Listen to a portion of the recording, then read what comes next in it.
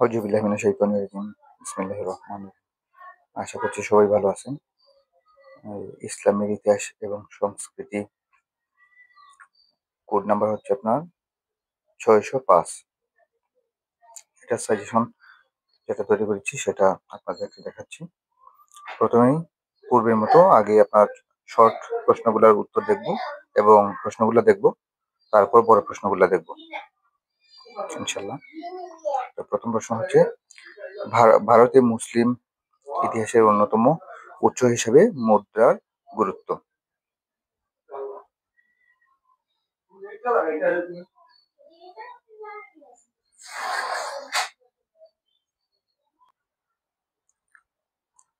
দ্বিতীয় প্রশ্নে চলে আসলাম। দ্বিতীয় প্রশ্ন হচ্ছে সুফিবাদের মূলনীতিসমূহ বর্ণনা করো। সুফিবাদের মূলনীতি এটা।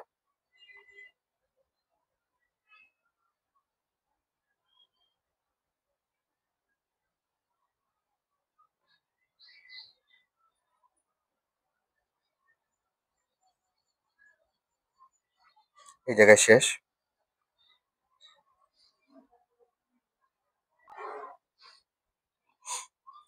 পরবর্তী প্রশ্ন হচ্ছে মুসলিম ভারতে প্রধান চারটি সুফি তরিকার পরিচয় দাও। মুসলিম ভারতে প্রধান চারটি সুফি তরিকার পরিচয় দাও। গুরুত্বপূর্ণ একটি প্রশ্ন।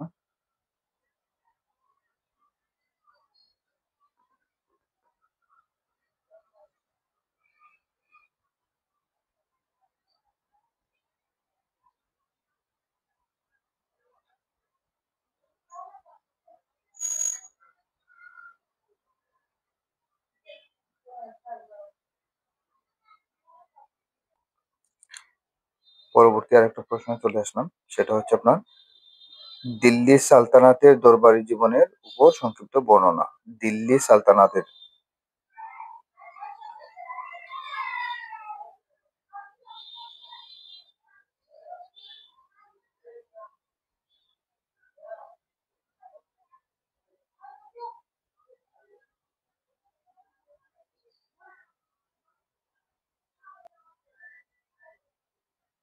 পরবর্তী প্রশ্নে চলে যাই। বন্দেগান ই চাহেলগান সম্পর্কে টিকা লেখো। বন্দেগান ই চাহেলগান সম্পর্কে টিকা লেখো। প্রশ্নটা ছোট আছে, অত বেশি বড় না।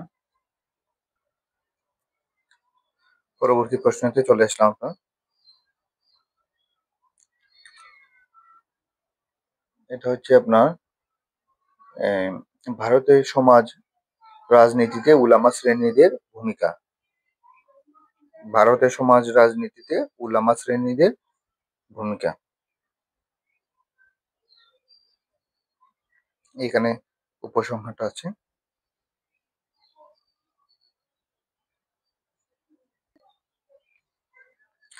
পরের প্রশ্নে চলে আসলাম, অত্যন্ত গুরুত্বপূর্ণ আরেকটি প্রশ্ন। ভারতের বর্ণপ্রথা সম্পর্কে সংক্ষেপে আলোচনা করো। ভারতের বর্ণপ্রথা সম্পর্কে সংক্ষেপে আলোচনা করো। এই প্রশ্ন।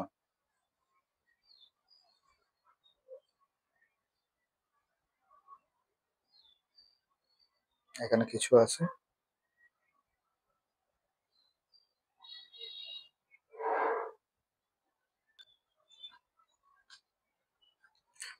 নেক্সট কোয়েশ্চেন হলো মুসলিম শাসনে ও মুসলিমদের অধিকার ও মর্যাদা বর্ণনা করো। এই কোয়েশ্চেনটা। মুসলিম শাসনে ও মুসলিমদের অধিকার ও মর্যাদা বর্ণনা করো।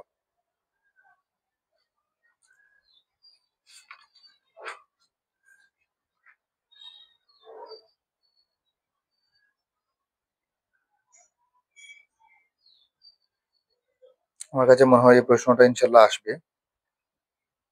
এখানে উপসংহারটা আছে, কিন্তু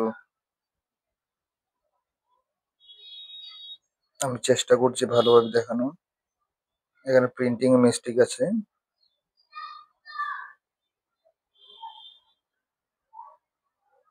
Okay?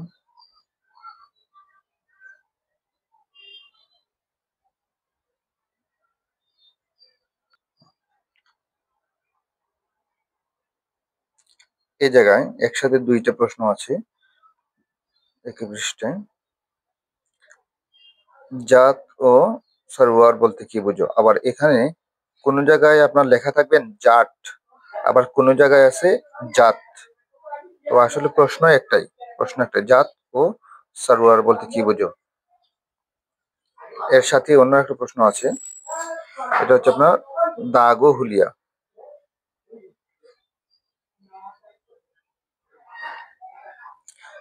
দাগ এবং হুলিয়ার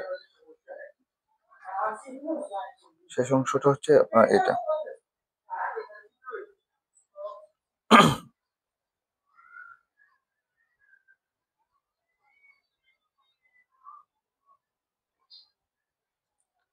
এখানে আরো কয়েকটি প্রশ্ন আছে গুরুত্বপূর্ণ। কুতুব মিনার সম্পর্কে একটা টিকা লিখো, অথবা কুতুব মিনার সম্পর্কে যা জানো তা লিখো। পাশে, দুঃখিত, পাশেই আছে দিন ইলাহি আকবরের। এই ধর্মটা আসলে তিনি সম্ভবত, যেটা বোঝা যায় পরে পড়াশোনা করে, সেটা উনি রাজনৈতিক উদ্দেশ্যে এই ধর্মটা তৈরি করেন। আসলে এই ধর্মটি একটি ভ্রান্ত ধর্ম ছিল, এটার কোনো উদ্দেশ্য ছিল না, যে কারণে আকবর চলে যাওয়ার সাথে সাথে এ আরেকটি আকবরের রাজপুত নীতি অত্যন্ত গুরুত্বপূর্ণ। দিনে ইলাহিটা মাত্র 18 জন ব্যক্তি নিয়ে এটি গঠন হয়। রাজপুত নীতির, আকবরের রাজপুত নীতির প্রশ্নের উত্তর হলো এখানে।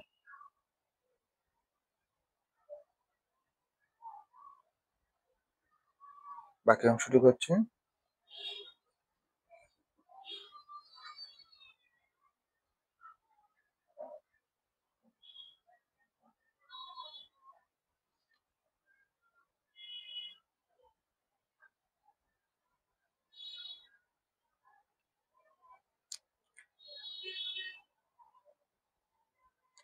এখানে আরো 2টি গুরুত্বপূর্ণ প্রশ্ন আছে, যেমন প্রথমটি হচ্ছে আপনার মুহতাসিবের পরিচয়,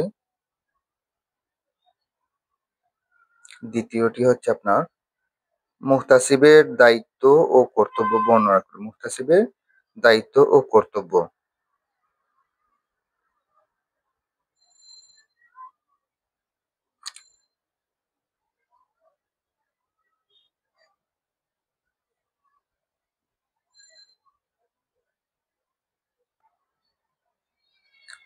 এই প্রশ্নটা আমার কাছে অনেক ইম্পর্টেন্ট মনে হয়।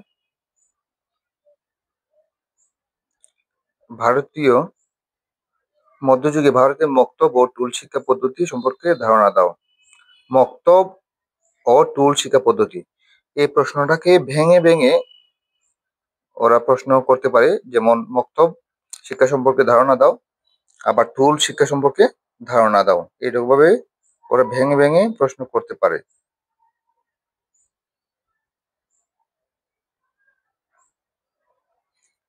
এগুলো হচ্ছে ছোট প্রশ্ন, 4 মার্কের প্রশ্ন।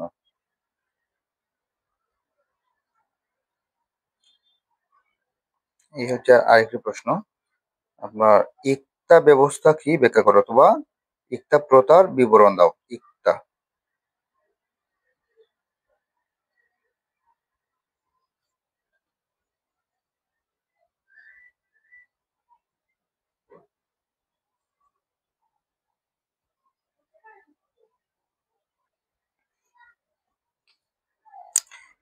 এই প্রশ্নটা অনেক গুরুত্বপূর্ণ। আলাউদ্দিন খলজির বাজার পরিদর্শন পদ্ধতি কিরূপ ছিল? আলাউদ্দিন খলজির, এখান থেকে শুরু। আলাউদ্দিন খলজির বাজার পরিদর্শন পদ্ধতি কিরূপ ছিল?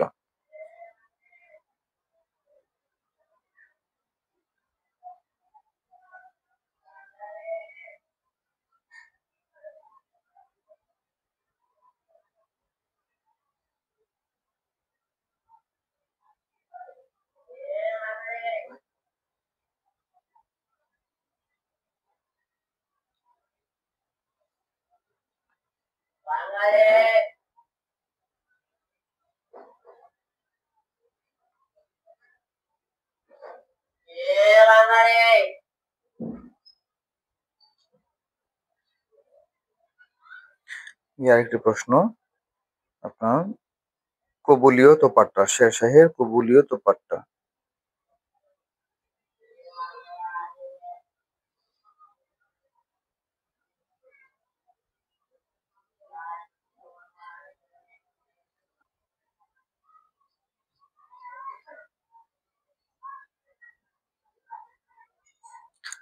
ভারতের নগরায়নের প্রকৃতি লেখো, অথবা মুসলিম ভারতের নগরায়ন সম্পর্কে ধারণা দাও।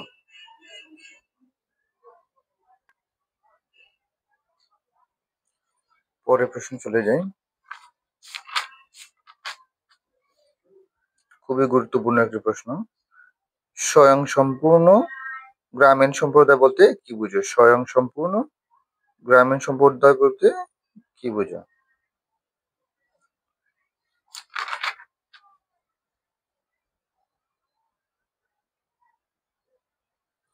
এই প্রশ্নের মধ্য দিয়ে আমাদের ছোট প্রশ্ন অর্থাৎ 4 মার্কের প্রশ্নগুলা শেষ হলো। এখানে অনেকগুলো প্রশ্ন থাকার কারণ হচ্ছে এই 605 টপিকটা অনেক অধ্যায় নিয়ে গঠিত, যে কারণে ছোট ছোট অনেক গুরুত্বপূর্ণ প্রশ্নগুলো ছিল, যেগুলা কোনটা ছেড়ে কোনটা আপনি ধরবেন সে চিন্তা করা অনেক কঠিন। সবগুলো ইম্পর্টেন্ট, যে কারণে আপনার কাছে মনে হইতে পারে যে কিছু বেশি প্রশ্ন, কিন্তু এগুলো না পড়ে কোনো উপায় নেই, আপনাকে পড়তেই হবে। কারণ এত সব প্রশ্নের মধ্যে আপনি চিন্তা করতে পারবেন না কোন 5টি প্রশ্ন আসবে অথবা 8টি প্রশ্ন আসবে। এজন্য একটু কষ্ট করতে হবে আপনাকে। এখন চলে আসলাম 10 মার্কের প্রশ্ন, অর্থাৎ বড় প্রশ্নে।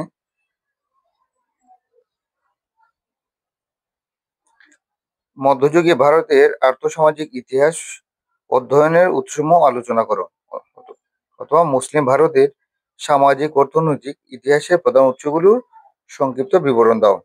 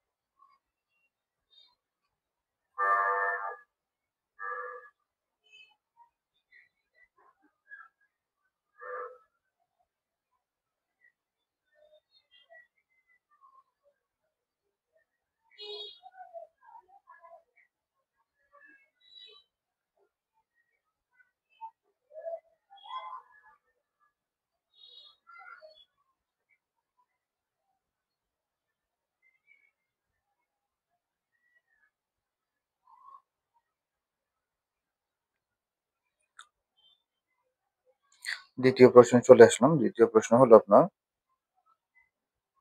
সামাজিক স্তর বিন্যাসে বলতে কি বুঝো? সুলতানি ভারতে সামাজিক স্তর বিন্যাস সম্পর্কে আলোচনা করো।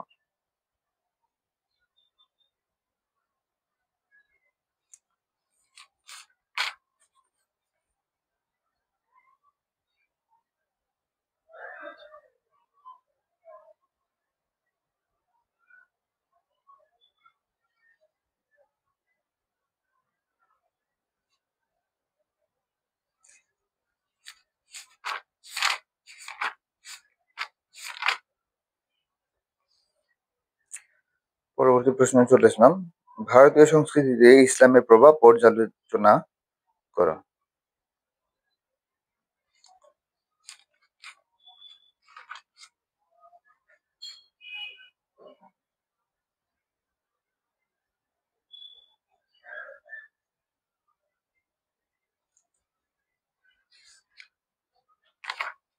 পরের প্রশ্ন হচ্ছে, সমাজ সংস্কারক হিসেবে রাজা রামমোহন রায়ের ভূমিকা অথবা মূল্যায়ন করো। সমাজ সংস্কারক হিসেবে রাজা রামমোহন রায়ের অবদান মূল্যায়ন করো। আমি একটু কাছ থেকে দেখানোর চেষ্টা করছি।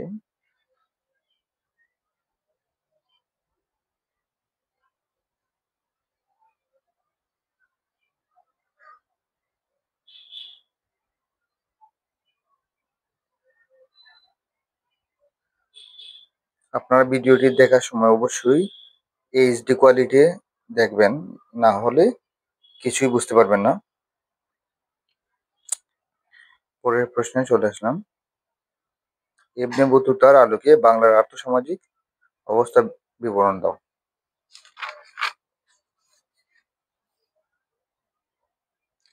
এই ৬০৫ নাম্বার কোডে আপনার অধ্যায় বেশি থাকার কারণে অনেক ইম্পর্টেন্ট প্রশ্ন আছে, যে কারণে আপনার একটু যদি বেশি পড়াশোনা না করেন তাহলে মনে হয় না বেশি কমন পাওয়া যাবে। সেই কারণে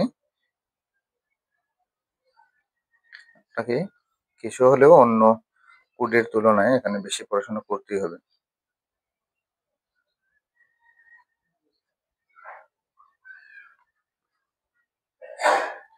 আমি চেষ্টা করেছি যেটুকু সম্ভব পারা যায় শর্ট সাজেশন করার জন্য।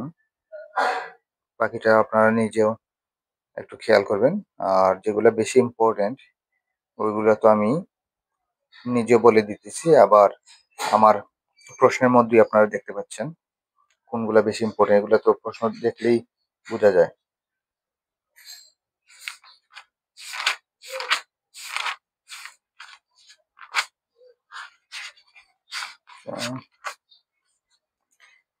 পরের প্রশ্ন হচ্ছে আকবরের মনসবদারি অথবা মনসবদারি প্রথা।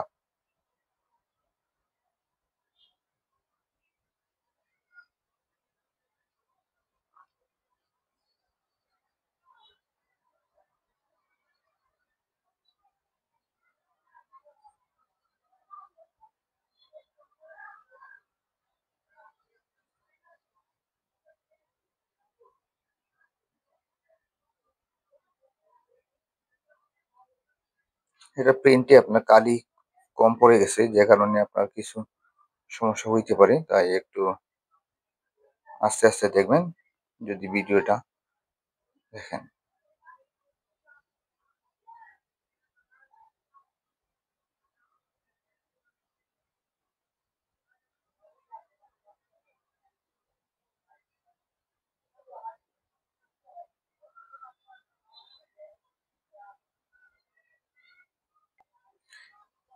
ভিন্ন প্রশ্ন চলে আসলাম উত্তর সহকারে।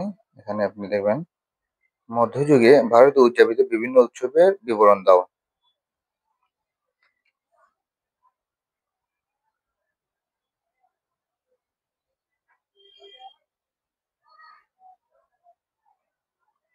আমার কাছে মনে হয় এই প্রশ্নটা ইনশাল্লাহ আসবে।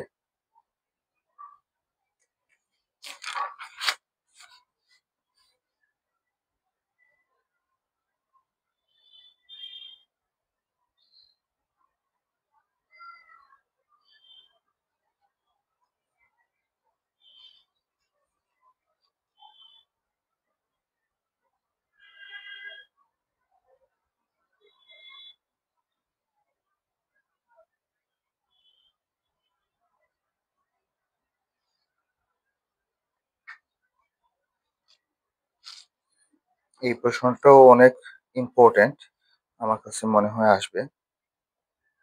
সম্রাট জাহাঙ্গীরের ন্যায় বিচার সম্বন্ধে আলোচনা করো। সম্রাট জাহাঙ্গীর।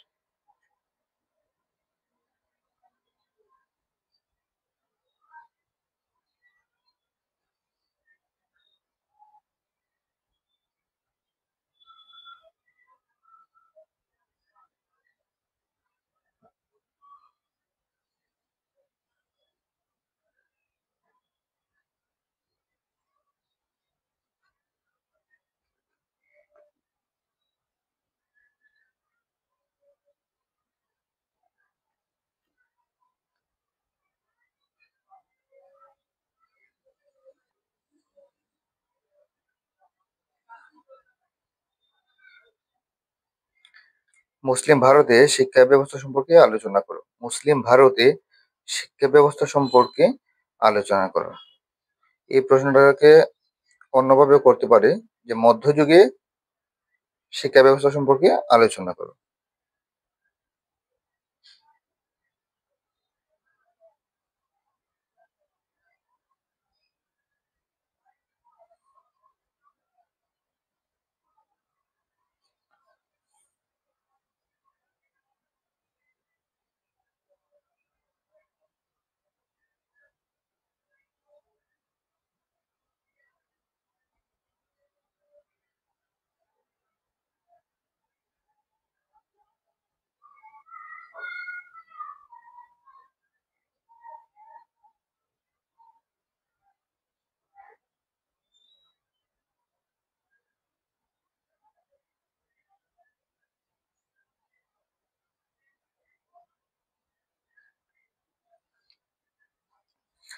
অন্য একটি প্রশ্ন হলো, সামন্তবাদ কি? ভারতীয় ইউরোপীয় সামন্তবাদের তুলনামূলক আলোচনা করা।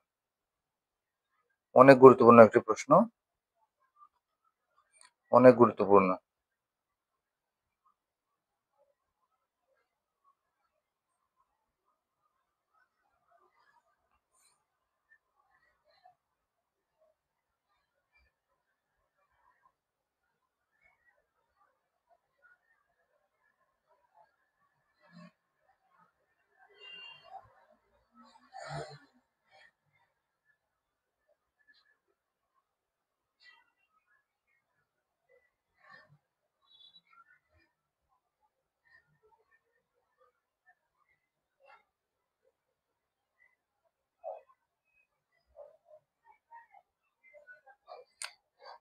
খুবই গুরুত্বপূর্ণ প্রশ্ন। সুলতান আলাউদ্দিন খলজি অর্থনৈতিক সংস্কারে গুরুত্ব নিরূপণ করো। আমার কাছে মনে হয় যে এটা ইনশাল্লাহ আসবে। সুলতান আলাউদ্দিন খলজিকে বলিউড অথবা ভারতের ছবি যেভাবে উপস্থাপন করেছে, আসলে কিন্তু সুলতান আলাউদ্দিন খলজি ওই রকম ছিলেন না। বর্তমান যুগে ইতিহাসকে আমার যেটুকু মনে হয় বিকৃত করে ওরা ছবি তৈরি করেছে, যেটা আমরা দেখতে পাই। আপনারা যারা এই ছবিটি দেখেছেন আলাউদ্দিন খলজি, তারা হয়তো বুঝতে পারবেন। আলাউদ্দিন খলজি অনেক বিচক্ষণ একজন শাসক ছিলেন সুলতানি আমলে।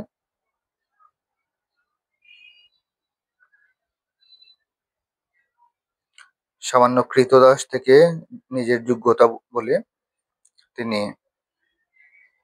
সুলতান হয়েছিলেন। ওনার শ্বশুর ওনার শ্বশুরও ক্রীতদাস থেকে সুলতান হয়েছিলেন।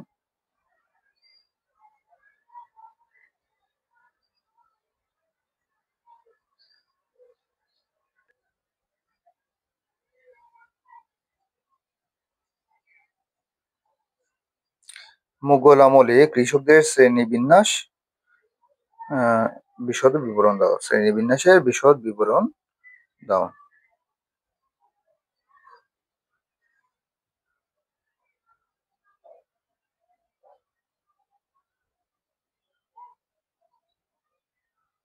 এটা অনেক গুরুত্বপূর্ণ একটি প্রশ্ন।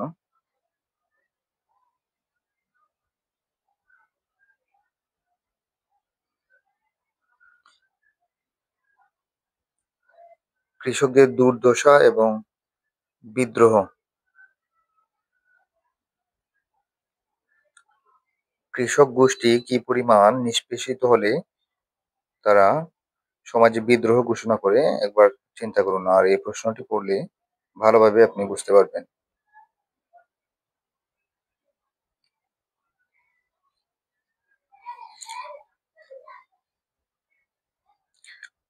মুসলিম শাসিত ভারতে শিল্প ও বাণিজ্য সম্পর্কে বর্ণনা দাও। মুসলিম শাসিত ভারতে শিল্প ও বাণিজ্য সম্পর্কে বর্ণনা দাও।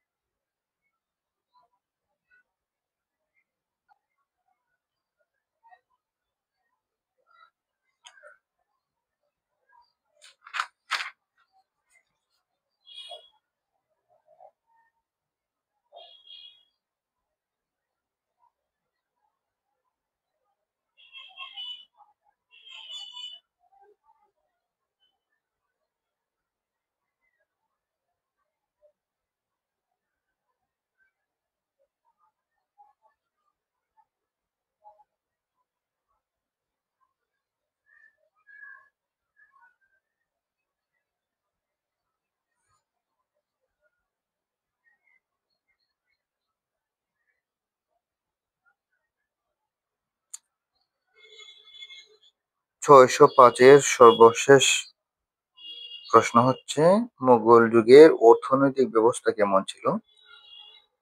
এই প্রশ্নের মধ্য দিয়ে 605-এ সাজেশন সমাপ্তি।